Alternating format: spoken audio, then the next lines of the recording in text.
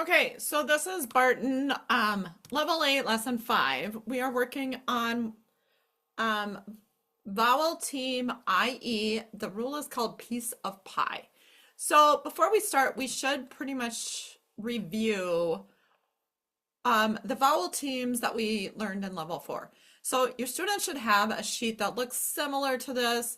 It might be filled in by them, might be something that's printed, but it should help differentiate what do we use at the beginning and middle of a word, what do we use at the end of the word. Okay, so that's what they've learned up to this point.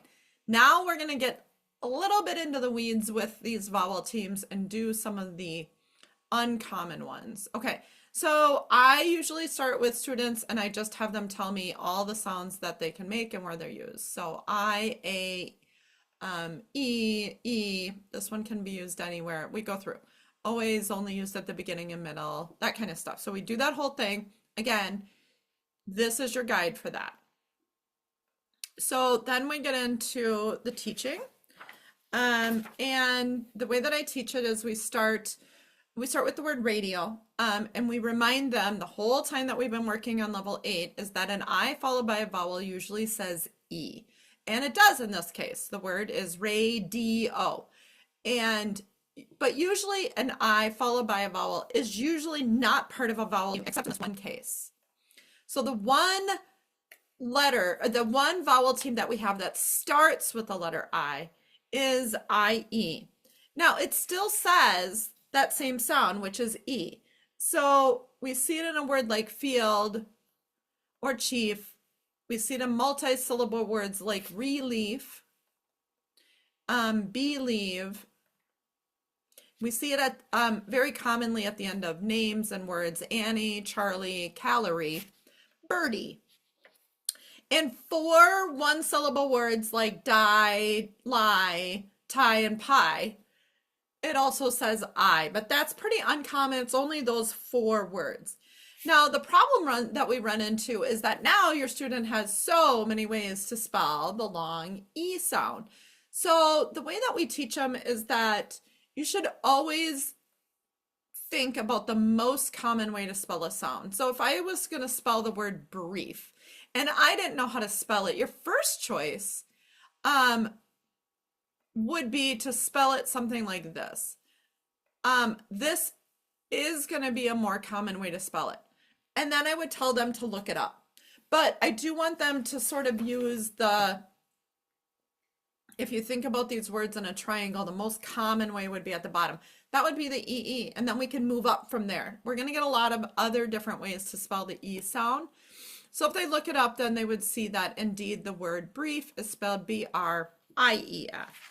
So that's the way that we teach that. The next thing that we looked at is 5 new prefixes. And again, your students should be able to add to a prefix page that they already have. They will be getting one in the resources that come with the lesson as well. But they should have something filled in or something they can reference that talk about the prefixes and what they mean.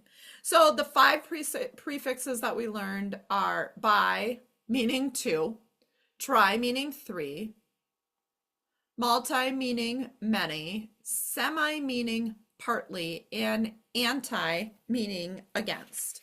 So that's what your student learned in this lesson. Let's switch gears and look at the extra practice pages. And of course, that crashed, and so I need to go back and open it back up. All right, so I did actually do this a little bit ahead of time here. So the first page of the extra practice work is add the correct prefix to create a real word. Some of these are going to have more than one prefix that'll work, okay? So like you could have a bicycle or a tricycle, but I went through and just added those. So those are done. You can certainly, pause this for a second if you want to look them up. I think that most students would probably have questions about some of them, certainly like anti-poverty. I'm not sure that's a word that I have seen very often. I guess the rest of them are, you know, fairly straightforward, but I don't know. There's some that I think are tricky in there. And then for this next one, add IE or EE to correctly spell the E sound in each word. Use your spell checker. Again, if your student doesn't have a spell checker, um, I would prefer what they do is that they are looking them up as they go. So,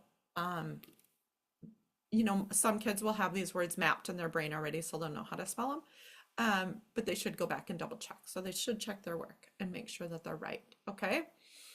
And then sometimes your tutor will have like a little line on it saying not yet. Like today, when I taught this lesson, I marked in my student's book not yet, and I put an NY in there, meaning we did not get that far in the lesson today. So they won't be able to do this. If students want to work ahead in this isn't something terrible to work ahead in if they just want to get it done. They're going to need to know how to spell these words. So if they don't know, they can certainly look them up. So in this instance, you know, if they want to work and get their stuff done, have at it. Okay, let's take a look at fluency drills for this.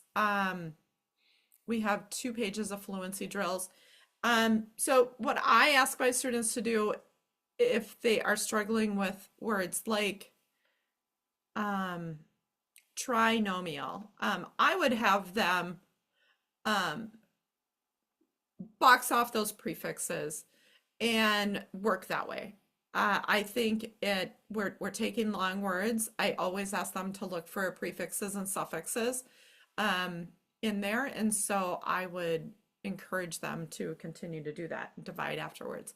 So there are going to be a couple words, brigadier, cavalier, I think grievance maybe.